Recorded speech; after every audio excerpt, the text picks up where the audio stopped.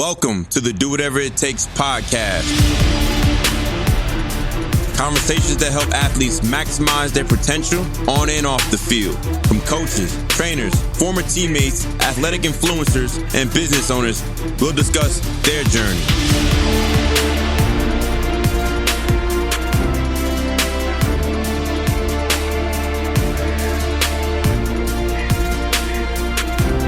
I am your host, Savon Huggins. Let's do it. Before we get started, we would like to thank our sponsor, Cruise Control Music, the ultimate sonic branding experience. Cruise Control Music creates custom authentic sounds and music to showcase your brand identity and is a direct reflection of your vision, goals, and values. If you're looking to start or level up on your podcast experience, log on to cruisecontrolmusic.com. Rachel Leeke from Brooklyn, New York, Rutgers track and field. She is an inspiring athlete, but an inspiring person because she never allowed sports to define who she was and is. And this particular episode talks about how she was able to leverage running track in high school to get her a scholarship to propel her for second degree post-grad and propel her for a job for one of the most prestigious schools in the entire world, let alone country, in Columbia University, and chasing her passion, her vision in modeling, but more importantly, living a happy life and not being defined and confined by what the world needs her to be. And what that means to me, and what that means is you don't have to make $300,000 to be successful. You don't have to be a financial advisor to be successful. These aren't knocks on these type of jobs, but the misconception is after we finish playing in our sport, we feel we need a specific lifestyle in order for us to sustain a living or to feel, self-fulfilled. And this is a prime example of a woman who's strong, passionate, hard worker, a leader, and has propelled, to other opportunities because of track. But more importantly, she leveraged those things for other opportunities and avenues in her life. And as she's still figuring out the next phases of her life, she's living in her purpose more so than anything else. And this podcast is to share people's stories about living in their purpose. And this is exactly what our motto is when you remain persistent and consistent, you will be successful. And that goes back to something that's bigger than you, your purpose. And her purpose is to be self-fulfilled in traveling the world and doing things outside of her comfort zone. And we wanted to share this with you. And this may help someone else in their journey as far as identifying or figuring out what's the next phase and step after the transition from life after sport. Hope you enjoyed the episode. For me, track was always a vehicle, right? Right. Even from the beginning when I got first into college, I really had no intention of trying to go pro. Right. So that was never an intention of mine. I was like, okay, I'm getting this degree and then I don't never have to touch the track again. And right now I miss it. I miss the competition of it and I love to watch it. So for me, and there is no for me, there was no if you don't do super well, you're going to be disappointed in yourself if you don't, on a ground level of you show up every day, you do your best, but there was no intention that at the end of this, if you weren't going to the Olympics, I would feel a terrible way about myself. And so by the end of my senior year, I was no longer performing my best, I would say, in the 400, and I got bumped up to the 800, which was a huge acclimation period because the 400 really is a sprint, and so you're really learning how to rebreathe, learn how to breathe again, learning how to run again, just training your mind and body and muscles all over again to do the 800. And that really, running is literally a metaphor for life where things switch up and you have to just keep pace with it. And I feel since that was my last year of college, it kind of prepared me of as soon as I got out of college and I had to kind of like recalibrate all over again of how to function in this new outside world when you're not in college anymore. And that literally felt like somebody pulled a blanket off of you in the middle of the winter where you're like, oh, this is the real world kind of thing, you know? My performance wasn't all that great, but I'm okay with that. Now, let me ask you this, because, you know, on a deeper level, why do you think it was?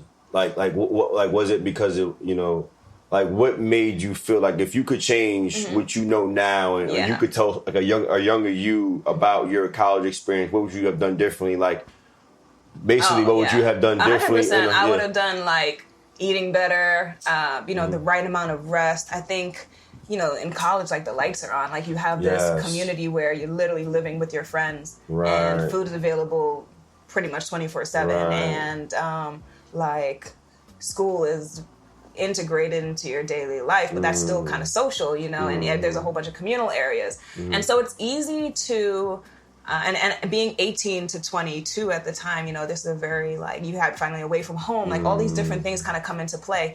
And I think focusing just more and realizing, and this is what I would say, you have like the whole of your life to kind of like hang out, party, and kind of like have a good time with your friends. But this is like the one window where you have an opportunity to truly like excel at the highest level in your sport, you know? And once this window is closed, these 4 or 5 years are closed, that's it.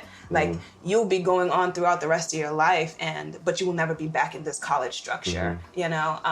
And so for that, definitely just focusing more, taking and being more like, I don't think I valued it in the same way. I kind of like took it for granted. And I personally, I think a lot of that has to do with, you know, and I don't think you're the only one who, you know, feels that way, is the lack of education that, you know, we have, and the amount of people, you know, who were actively showing the back end of what they're doing, like Serena, and LeBron and Tom Brady and like Carly Lloyd and like them showing the process. And I think, you know, as athletes, we get so consumed with the outcome that we forget how rigorous the process is to be successful and elite. And that, to be honest with you, it's not fun at all. Right. It isn't. And it makes you identify very quickly in college, I think, whether you like or love what you're doing. Because it's not, because, you know, like you have to love or want something bigger or beyond you. Like you got to want a conference championship so bad that you are willing to sacrifice going out to party. And like you said, you know, eating the same foods over and over again, despite how many options there are in dining hall, you know, going to bed at a decent hour over the weekend when you have a week off instead of utilizing that weekend to go out with your girlfriends. Like all those things, I think, are taken into account that, you know, are real things that, you know, parents and sometimes, you know, a lot of these student athletes don't understand until they get there. Like everything sounds good when you know, take the visit, it's cool, it's fun, I can't wait. And then like, you know, you get on campus and you are like tired of practice and you like just want to just relax. And you end up, you know, going out and you enjoy yourself like every college student does. And you know what, I want to enjoy myself again. You know, and you're not thinking in the middle of it like, yo, this is not that it's harming you, but it's not, you know, not conducive. It's not conducive to which until like later on. And I think like those things are, and this is why we want to share these experiences on the podcast, so that student athletes, you know, understand these things. These are real feelings that hindsight is 20/20 for sure. Right.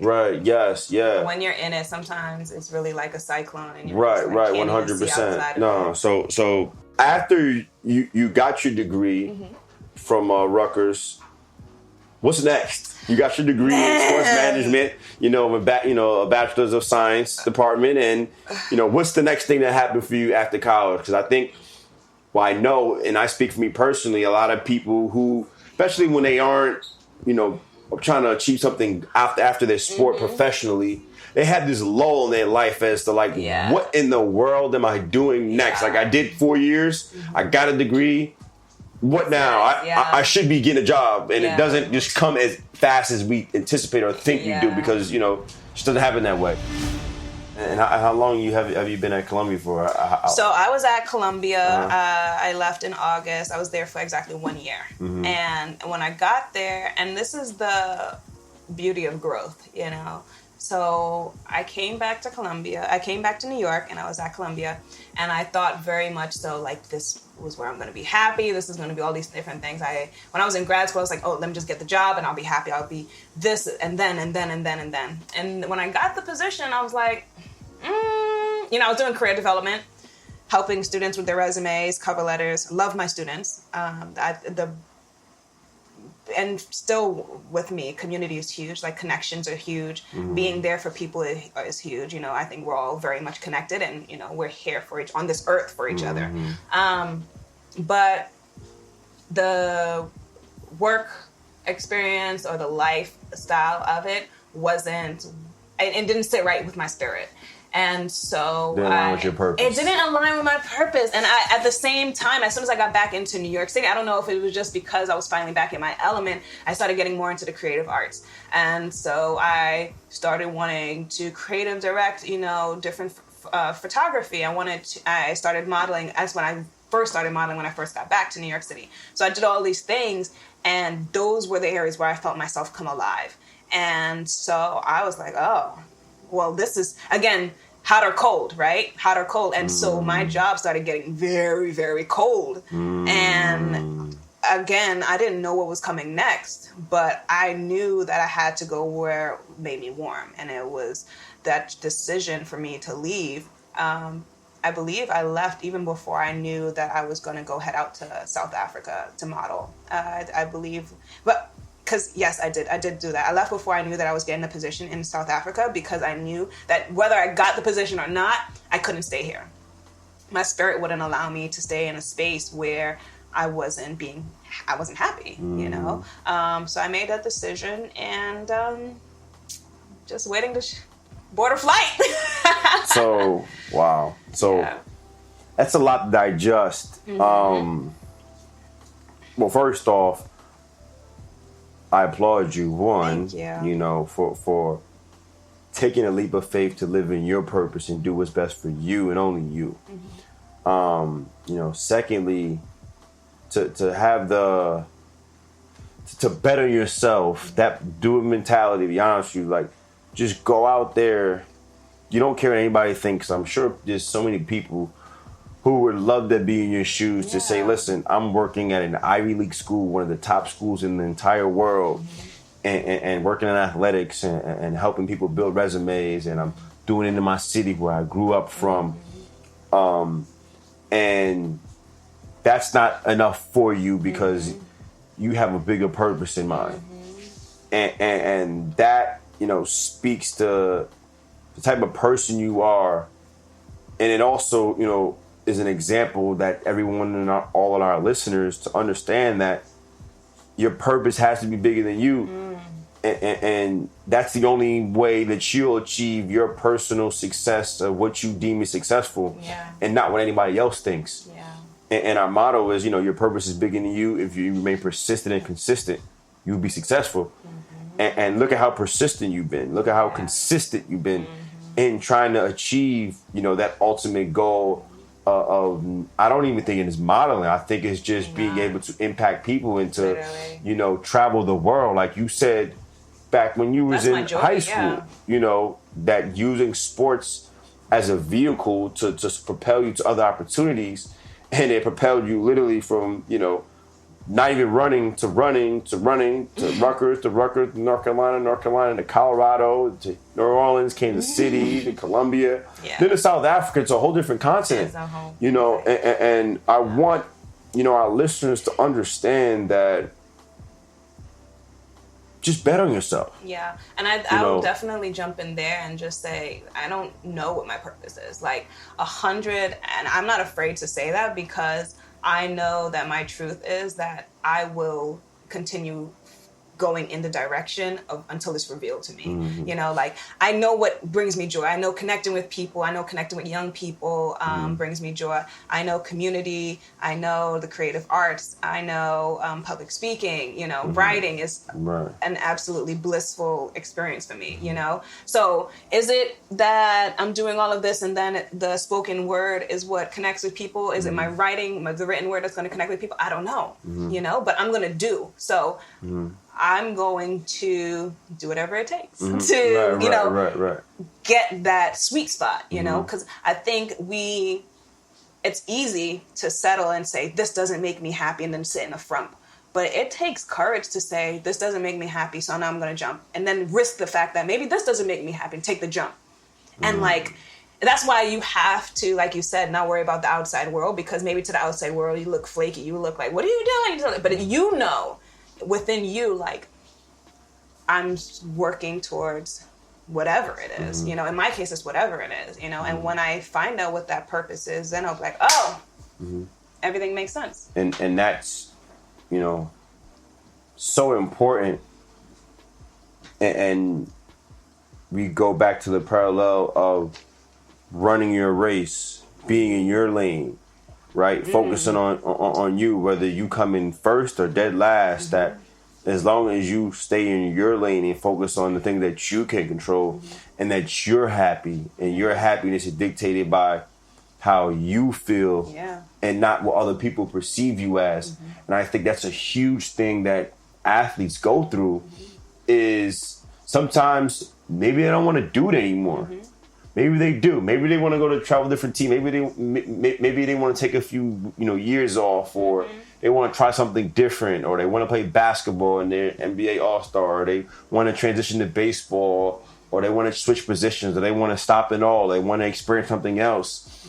And you know, as athletes, we fall victim to when people try to get, you know, tell us what we should do with our lives, because that's what they see us as, and not about our own. And when you're not in control of your own, you know, that's the feelings of, you know, depression, anxiety, and all the other things that come along with being an athlete, because of that pressure of the expectation of you.